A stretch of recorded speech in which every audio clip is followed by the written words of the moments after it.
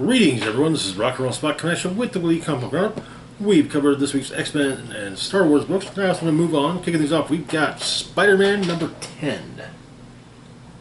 Where we left off, Spider-Man had his spider sense basically ratcheted up to a point where he could tell when others were in danger after he failed to save a person from a burning building. Norman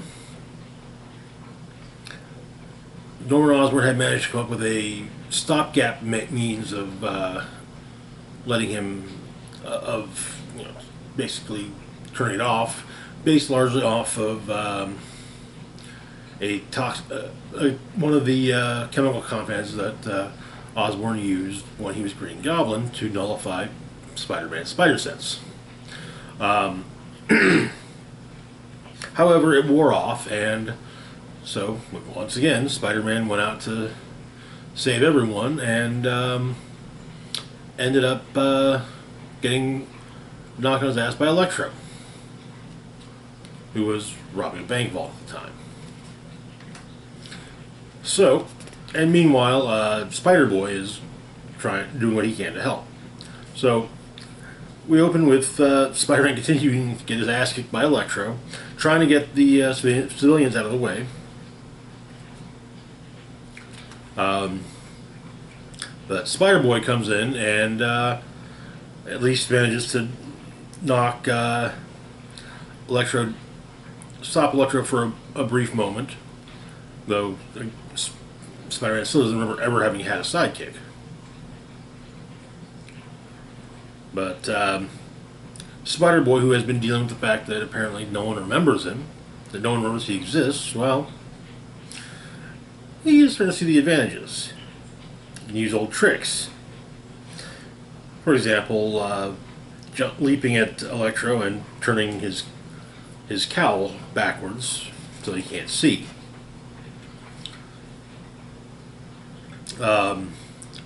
Peter wonders if perhaps Spider-Boy is working with Norman, but Norman says he doesn't know who the kid is.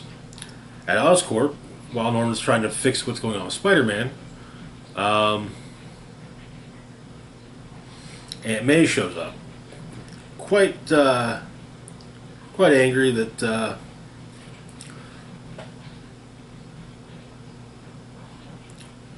Peter is out. Basically, that Peter, who had planned to come over for dinner that night,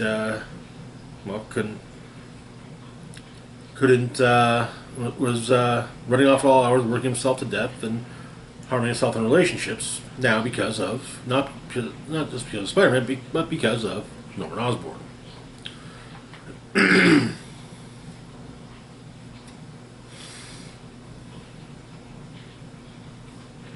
But Norman's got a plan, and he sympathizes with May.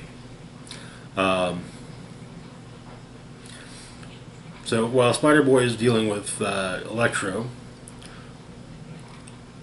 Peter's trying to help out civilians, but he actually gets an idea. And when one of the firefighters tells him to leave the responding to the responders. So, using his Avengers clearance,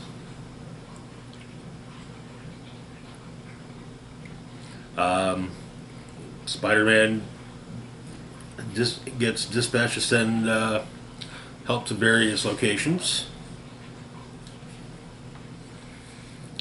and uses the hose on the fire truck to take down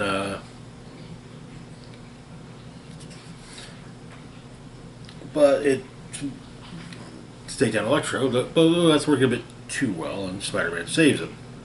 However, Spider-Boy's got one more surprise,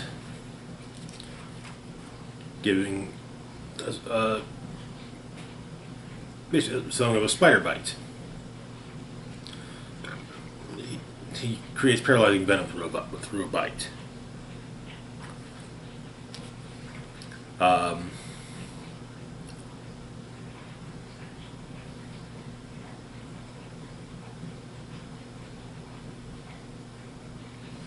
But Norman has managed to find a way to get get Peter's Spidey sense back to normal.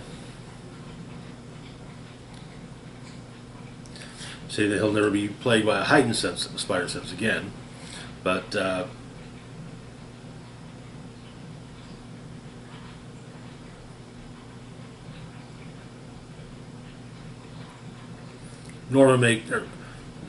Spidey suggests that Norman make a generous donation to the Firefighters Foundation, which will help quite a bit. And Spidey catches up with Spider-Boy and saying, that there's no way that Spider-Man ever had or ever will need a sidekick. And that is where the issue ends. An interesting story.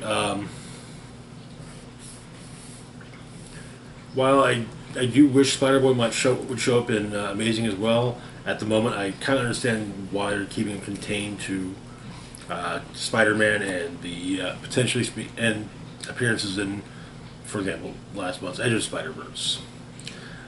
That way, what's to become of the character gets worked out before he gets basically, tossed out as a, hey, Spider-Man writers, you can use this character now. So yeah, I get it, but yeah. Moving on, though, to our next book, we've got Venom number 22. So,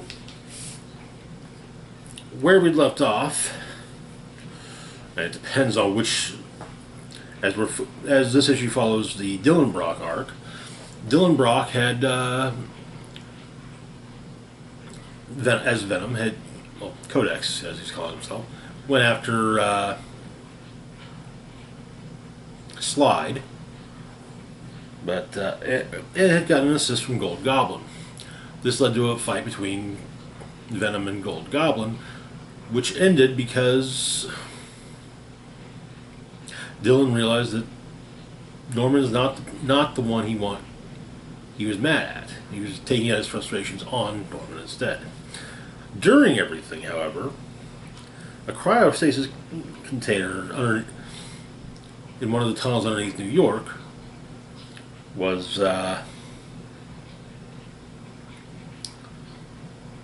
unsealed. Inside that container is Flexo. Now, quick reminder as to who Flexo is. Flexo was basically a symbiote robot created in the 40s by the Williams brothers. But, Flexo was not as controllable as the military would have liked, so he was put on ice.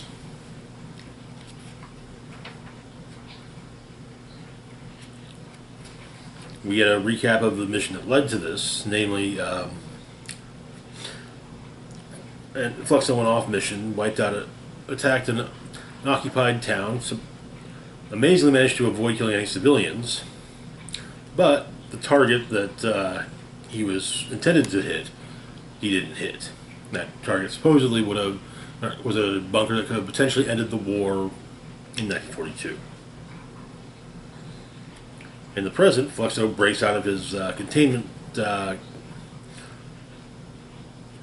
what's containing him, and apparently Eddie Brock's on his mind. But Venom's swinging away from his confrontation with Osborn, and here's a call for help. People are worried about a monster. So, Dylan has the symbiote create an Iron Man type, what appears to be an Iron Man suit, stating that he's totally Iron Man, testing out a new armor, organic metal. It's the future. I'm a futurist. In exchange for this, the symbiote wants chocolate, the good kind, Belgian chocolate to be exact.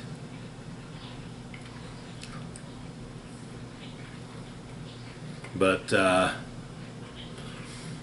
Flexo is remembering meeting a shadowy cloaked figure, telling him that he has to attack Eddie Brock, Venom. It's Eddie's fault that he has to deal with everything he has to deal with, after all. But Dylan gets himself and Flexo away from the onlooking law enforcement, and the two of them fight it out. Apparently, Flexo can make a small Gatling gun that uses symbiote waste as bullets. Well, symbiote waste bullets can hurt. But Dylan runs Flexo through with symbiote blade, which allows Dylan to sever Flexo's connection to, potentially sever his connection to the hive, but they can't go out the front door, obviously. They end up in the sewers, and Dylan explains that he's not Eddie Brock. In fact, Eddie Brock's his dad. And Dylan suggests that Flexo hide out in the sewers, at least for the moment, until the cops aren't hunting him anymore. After that, there'll be time to figure things out.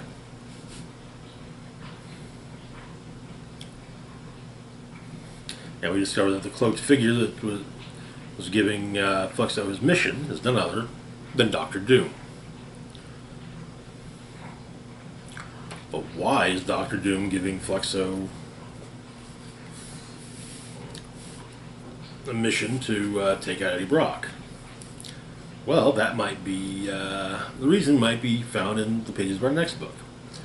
That said, Venom 22 was good. I'm glad that, we're getting Flexo.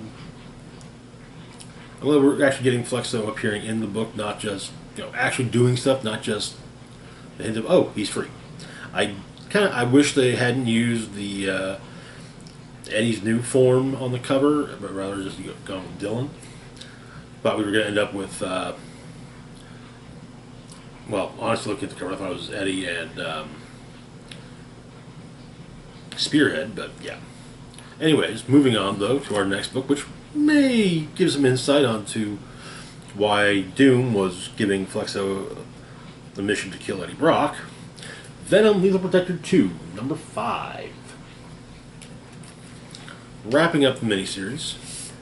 Where we left off, Dr. Doom had managed to had convinced Eddie Brock to loan him the symbiote in an effort to potentially save his mother's soul from hell. However, Doom took the offer to take the symbiote for himself. And so now Doom is Venom.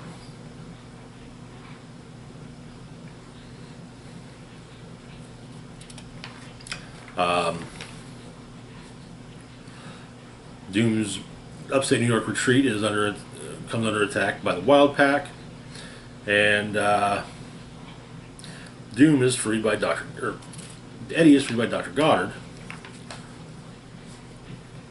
Though it's stated that, who states that, an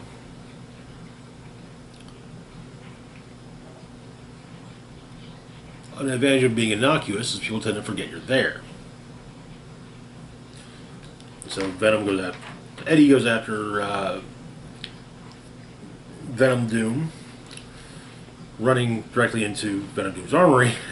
Well, yeah, Doom's got quite a few weapons there, so. But, as well as suits of armor, which Eddie falls into, totally on accident, not on purpose. But as Doom is trying to escape in his private jet, Eddie leaps onto the plane and attempts to get to Doom. Manages at least to get the plane to land. Meanwhile, Sable and the Wild Pack are dealing with by varying drone weaponry, quite likely the future of warfare. But Doom's jet crashes near a ski resort, and well, it's Eddie versus Doom, but Eddie's able to remind the symbiote of their bond and take the symbiote from Doom, and explains that he now knows that Doom's armor has a weakness, which he exploits, nearly drowning Doom in the with symbiote matter. But Doom relents and does leave Eddie with a warning. Take heed. Or with some advice. Take heed my behavior, my attitudes. My attitudes were different when your other was mine. Consider the possibility that the same could apply to you. Though Eddie states that they may act as one, but their wills are their own. Though it does make Eddie think maybe that's not the case. Eddie cashes up with Wild Pack, and Silver Sable explains that his check for helping with Vanguard is waiting at the Syncarian embassy. And hey, the same rates would apply if he's looking for work again. But Eddie opts not to take her up on it. Cashes a check and gives the money to Pablo, which should help keep Pablo in school for a while, the foreseeable future. He also apologizes to Venom, stating that I was a little short with you about needing help, and everyone needs help sometimes, even Venom. And that is where the series ends. This was a good miniseries. I don't mind. I don't mind so much. Like I said, I've said before. I don't mind so much these Lethal Protector miniseries. I didn't have the opportunity to read much Venom from his in the '90s, so it is kind of nice to see Venom stories that take place in that era. But I wouldn't if there isn't a third Lethal Protector mini. I'm not gonna be heartbroken. If there doesn't be another one, cool. I'll probably end up enjoying it too. Moving on though to our next book, we've got Edge of Spider-Verse number 4. Once again, this is an anthology book. Each issue focuses on multiple members of the multiversal Spider family. And this issue we get Dream Spider and Aranya and Headline. So Dream Spider was introduced in Deadly Neighborhood Spider-Man. She worked with her name was Crystal. She worked with Peter Parker when he was in Los Angeles, during which time she became Dream Spider.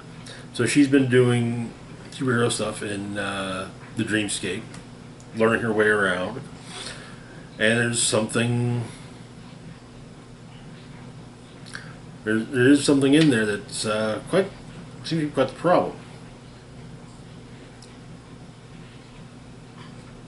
So Crystal opts to dive into the creature, which leads to her popping out of a mirror in Isle of Sheppey in Kent, UK, in the bedroom of a boy named Archie. Apparently, Archie is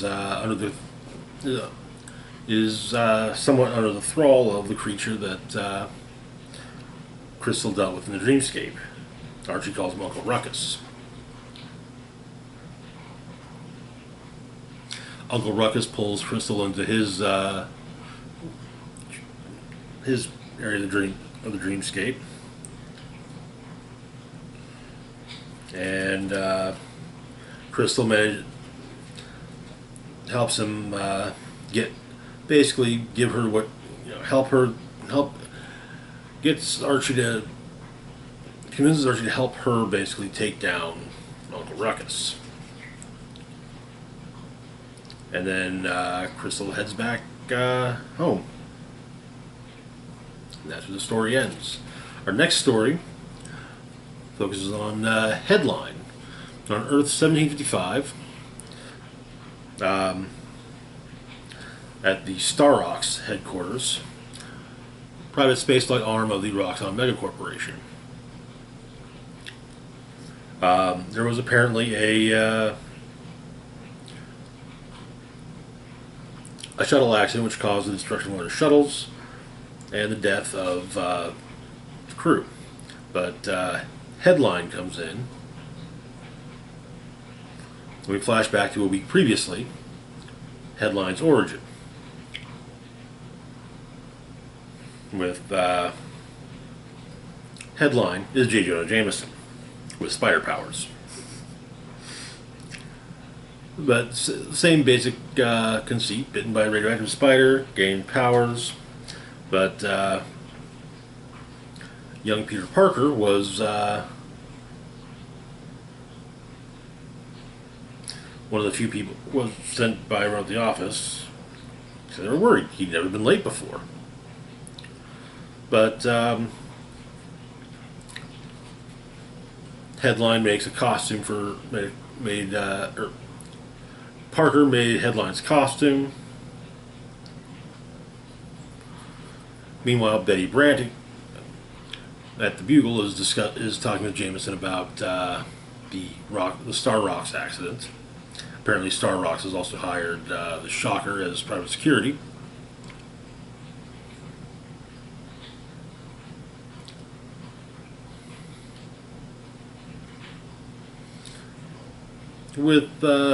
But there's to be a large meeting about whether or not about the incident that occurred. And Jameson states that it'd be great to be a fly on the wall there, or a spider even. But this is what led to Peter Parker making Headline's costume, which honestly is very Jameson-esque, I guess. And apparently he takes pictures of Headline for the Daily Bugle. That is where the story ends, which brings us to our final story, focusing on Aranya. So Aranya's on Earth 982, helping out Spider-Girl, Mayday Parker, deal with Roger Kingsley, Hobgoblin, with an assist from Mayday's father, Peter. On Earth 616, Madam Web wants to talk with Aranya, but acknowledging that Aranya is having some issues with her abilities, so, but also bringing in Spider UK, which makes Aranya think she's been fired. However, that's not the case. There is a multiversal threat on the loose involving Electro, not Max Dillon, Francine Fry,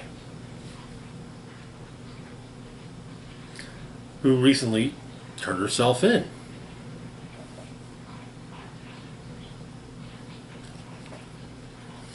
And is being held in the vault. Or not the vault, but the raft. Spider-Girl goes to see what's up. However,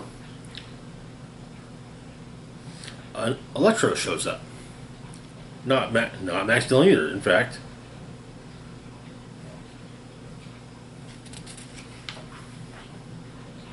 Michael Dillon from a multiversal Electro. Basically trying to charge himself up with by going after his variants. But during the fight, Aranya fries him with some simple electric tricks, which also managed to incapacitate Francine Fry. And Madam Web basically the Rata Girl, making it clear that she's not being benched. But that is where the issue ends. I'm really doing this, but I like the fact that Dream Spider is being folded into the Spider-Man mythos. I liked the Dream Spider character. I wasn't too fond of Deadly Neighborhood Spider-Man, but there were high points, and Dream Spider was one such high point. So, moving on though to our next book, we've got Extreme Venom-Verse number 4. Same thing. Now, Extreme Venom-Verse has had kind of a running storyline where Carnage is attempting to is going after the various Venom variants, and Wei Ying's Agent Venom is doing what she can to stop them, or well, to save them. So we got 3 stories: Bloom of Doom featuring Venom Bloom. This is by Peach Momoko. Peach Momoko's stories tend to be just art. Venom Noir in the Teeth of Beasts, and then Necroco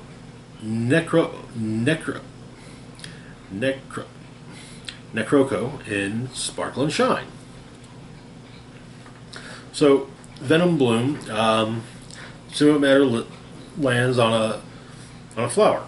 The flower becomes, well, venomized.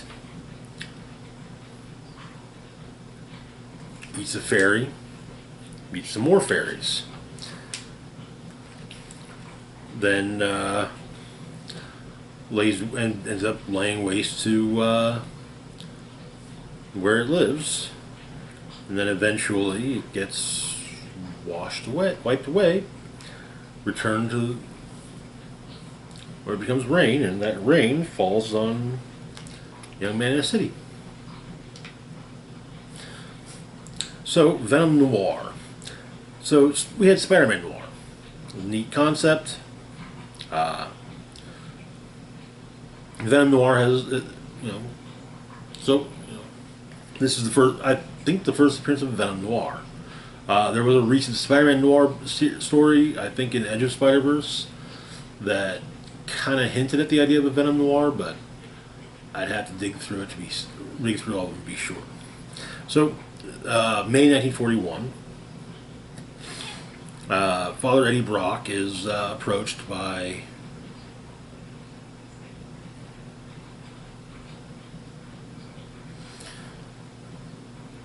an enforcer for the local mob. Apparently, Eddie isn't too good of a blackjack player. He owes some money. And it suggests maybe he should try something like poker. But Father Brock finds a strange black puddle in one of the confessionals.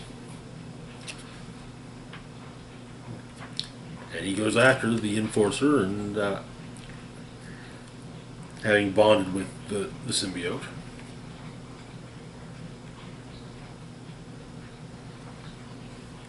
but then hearing on the news later, Detective Stan Carter comes to see Eddie.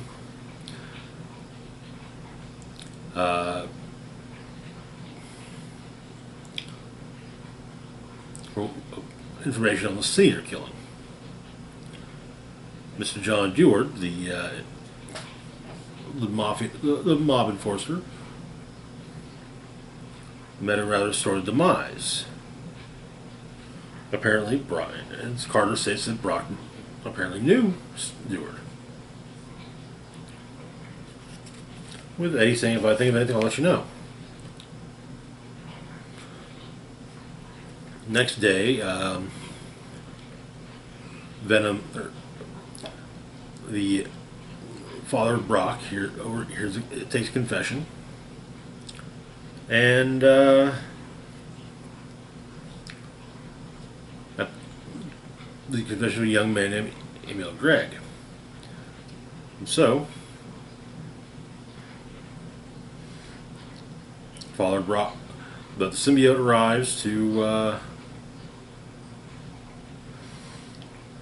takes over Emil Gregg, leaving him after Gregg is shot, leading to capture of the Senator Killer.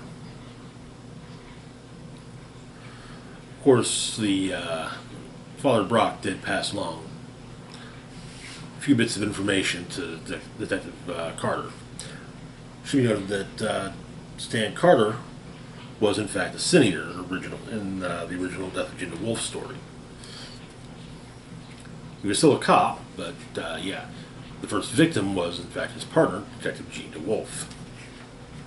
Finally, we've got Necroco. It's very much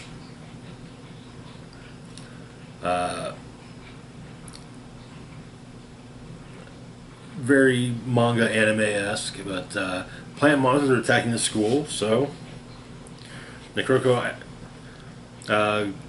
activates her magic hair bow. Sailor Venom. I kind of dig it. Deals with the plant monsters, including one that appears to be attacking Necroco's crush, Parker.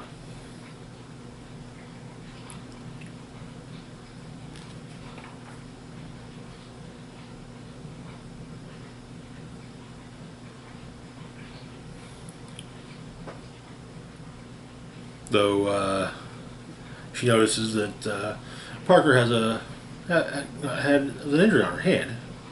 Parker tasted apparently something bitter while she was sleeping. Maybe it, probably just normal house spider.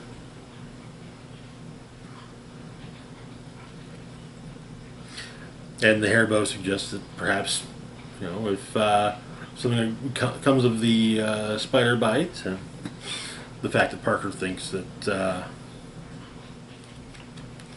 Necroco's host is cute, well, not really, she's weird, but in a cute way. Perhaps it could be an additional warrior of justice. After all, every good magical girl needs a squad. And that is where the issue ends. Okay, Necroco was an adorable story. Like, seriously, Marvel, get on a friggin' Necroco miniseries. Moving on, though, to our last book for the moment, we've got Daredevil number 13.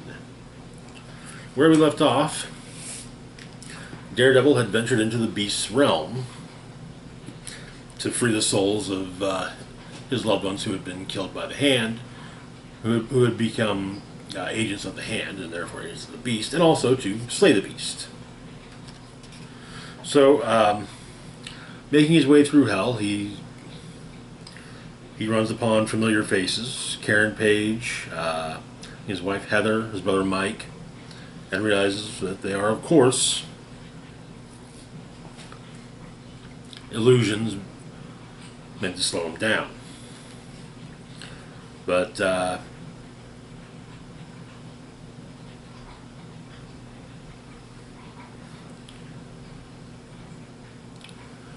Matt continues to make his way through the Beast realm, finding a place where the souls of Foggy and Stick and others are being kept. The Beast appears.